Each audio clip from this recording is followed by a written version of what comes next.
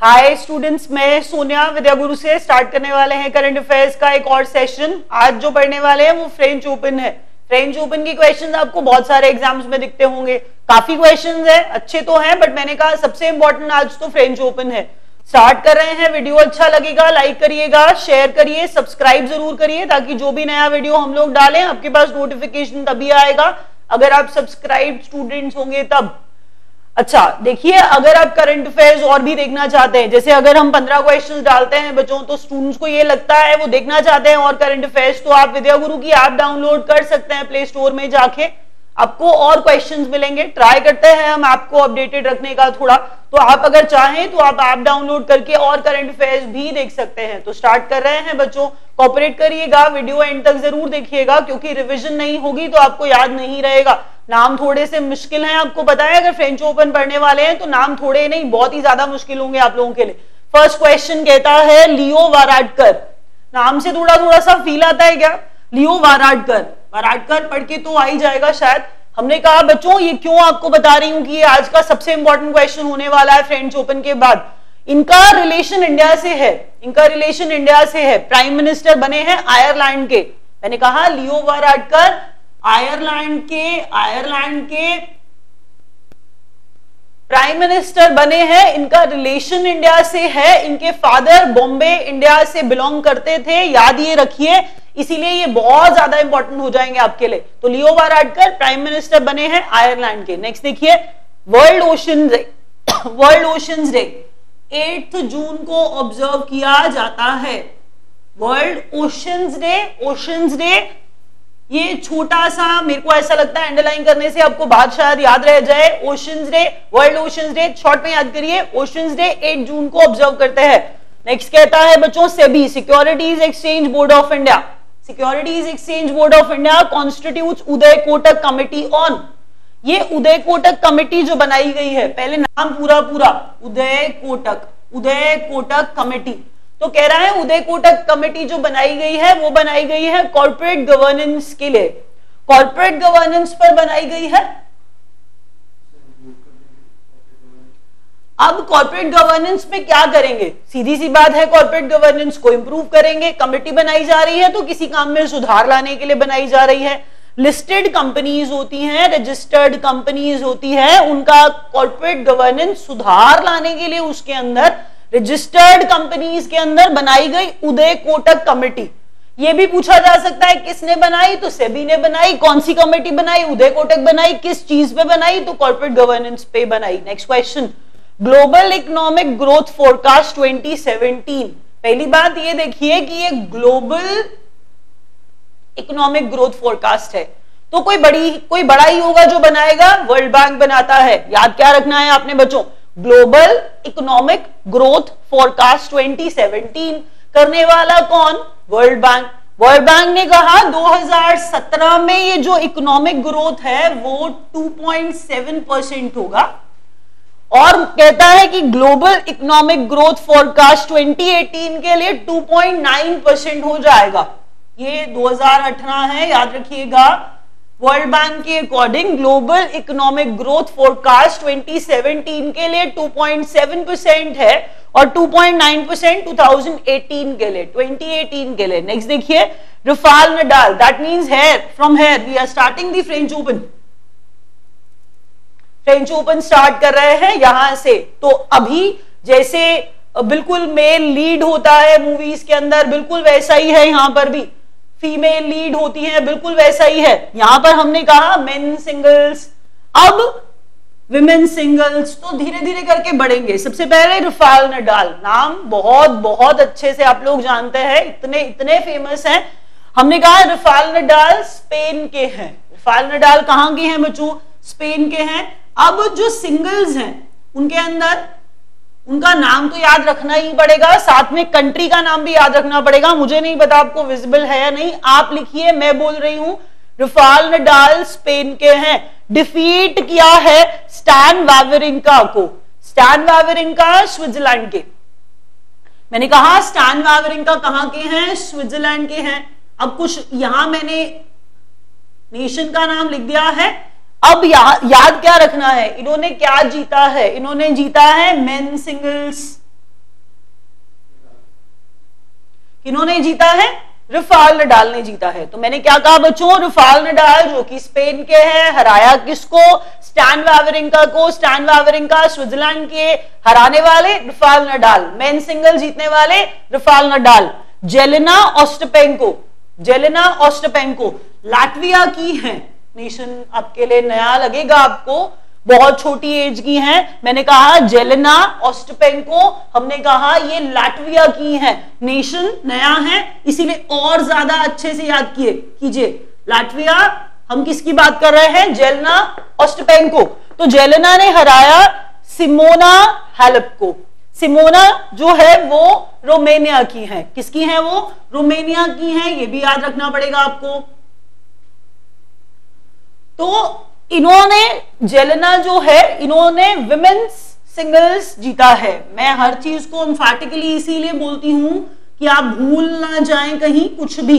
बार बार बोलने से शायद आपको याद हो जाए। जेलेना, छोटा सा याद कर लीजिए, कोई बात नहीं। जेलेना ओस्टापेंको, जेलेना जीती है men's, women's singles, I'm sorry, और मेन सिंगल्स राफेल नडाल। अब देखिए जरा रायन हैरिसन और माइकल वीनस। पहले ये देखिए, ये रायन और माइकल मेल्स के नाम है। एंड लिखा है, डिफीट नहीं लिखा। एंड लिखा है, इसका मतलब दोनों जीते। अगर दोनों जीते हैं तो इसका मतलब हम किसको रेफर कर रहे हैं? हम मेंस डबल्स को रेफर कर रहे हैं। हम किसको रेफर कर रहे हैं बच्चों? मेंस डबल्स को रेफर कर रहे हैं। फिर मैंने बोला Bethanie Mattek Sands and Lucie Safarova. अब नाम इतना बड़ा तो शायद नहीं याद कर पाएंगे, मैं आपकी सिचुएशन समझ सकती हूं, मुझे पता है प्रॉब्लम होगी, बट कोई बात नहीं। बेथनी और लूसी फीमेल्स के नाम है, ये हम जानते हैं। तो फीमेल नेम्स हैं बेथनी और लूसी, याद रह जाएगा। बेथनी और लूसी, इन्होंने क्या जीता होगा? विमेन डबल्स जीता होगा। तो विमेन डबल्स किसने जीता है? मैंने बोला बेथनी एंड लूसी। उसके बाद मेन डबल्स किसने जीता? रायन और माइकल ने, रायन हैरिसन और माइकल वीनस ने। आगे बढ़ते हैं बच्चों। नेक्स्ट कह रहा है गैब्रिएला डाब्रोवस्की, इसके अलावा रोहन बोपन्ना। नाम से समझ गए होंगे कि मैम अब इस क्वेश्चन को बहुत इंपॉर्टेंट बोलने वाली हैं। सीधी बात है, रोहन बोपन्ना इंडियन है, तो ये क्वेश्चन तो आने ही वाला है एग्जाम में पक्का से। ये समझ लीजिए कि ये क्वेश्चन कहीं नहीं जाएगा, आएगा ही आएगा। अगर फ्रेंच ओपन से क्वेश्चन पूछा गया तो रोहन बोपन्ना आपके लिए बहुत इंपॉर्टेंट है कि रोहन बोपन्ना के साथ कौन था, ये भी क्वेश्चन बन सकता है। तो हमने क्या कहा? Gabriela Dabrowski, Gabriela Dabrowski Rohan Bopanna के साथ मिक्स डबल्स जीते। तो मिक्स डबल्स जीतने वाले रोहन बोपन्ना और गैब्रिएला डाब्रोवस्की। नेक्स्ट देखिए, ग्लोबल पीस इंडेक्स है।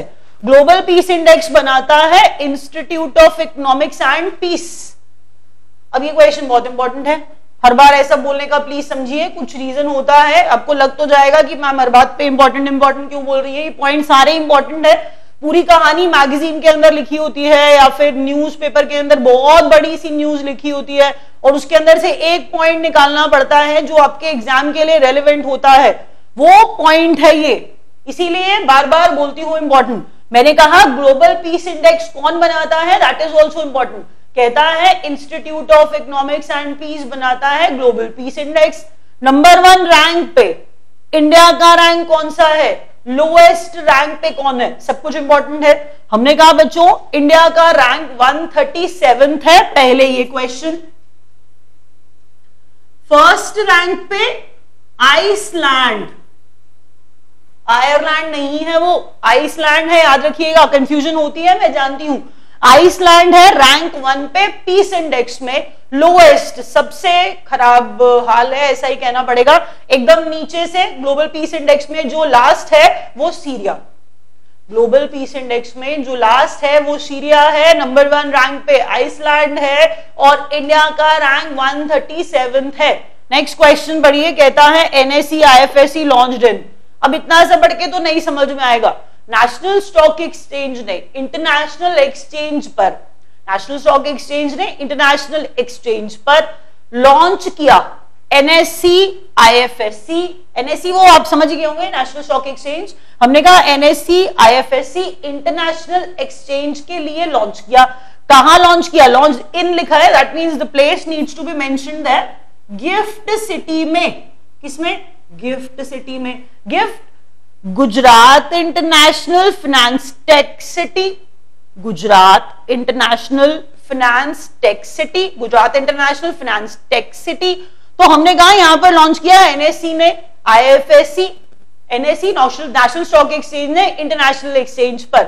इंपॉर्टेंट बात इसके अलावा एक और है जो मैंने यहां लिखी नहीं है लेकिन आपको बताना चाहती हूं कि बीएसई ने इंडिया आईएनएक्स, बीएसई ने पहला इंटरनेशनल एक्सचेंज स्टार्ट किया था। एनएससी नहीं बोल रही हूं, बीएसई बोल रही हूं, बॉम्बे स्टॉक एक्सचेंज बोल रही हूं।